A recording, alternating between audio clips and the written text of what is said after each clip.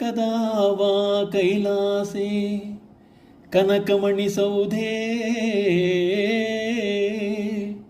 सह गणैर्वसन् शम्भो अग्रे स्फुटघटितमूर्धाञ्जलिपुटः विभो साम्ब स्वामिन् परमशिव पाहीति निगदन् विधातॄणां कल्पान् क्षणमिव विनेष्यामि सुखतः.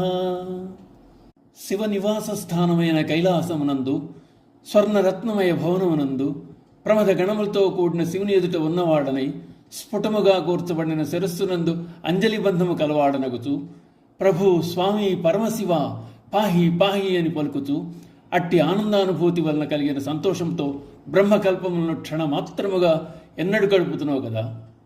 వెండికొండపై కొలువు తీరిన పరమేశ్వరునితో సాయుధ్యమును కోరి అట్టి ప్రయత్నమునకు సాధనకు అనుకూలమైన సపరిజన సాంబ సన్నిధివాసం ఎప్పుడెప్పుడు కలుగగలదో అని ఉత్సుకతతో ఎదురుచూచు వారి పరిస్థితి ఎలా ఉంటుందో వివరిస్తున్నారు శంకరాచార్యుల వారు. సాలోక్య, సామీప్య, సారూప్య, సార్షి, సాయుధ్యాలనేవి ఎలా సాధించవచ్చునో తెలియజేస్తున్నారు. శివుని ఆశ్రయించిన వారు కష్టసుఖాలు ఎదురైనా పరమాత్మను తలపుల్లో నింపుకుని ఉంటారు. ఒంటరిగా కాక శివభక్తులైన ప్రమథ గణముల మధ్య ఉండాలని కోరుకుంటారు. వ్యతిరేక భావాలు గల వ్యక్తులు కాక తమ ప్రక్క తన వంటి భక్తులే ఉన్నప్పుడు సంకల్పసిద్ధి కలుగుతుందని భావిస్తారు. కమనీయమైన కైలాసమందు భక్తుల మధ్య నిలిచిన వారికి సాలోక్య సిద్ధి అనుభవానికి వస్తుంది. భక్తితో మూర్ధాంజలి ఘటించి శివనామస్మరణ చేస్తున్నప్పుడు అందరి హృదయాల్లో శివుడే ఉండి శివ సాన్నిధ్యాన్ని అనుభవిస్తూ ఈశ్వరుని సమీపమునందు చేరుతారు.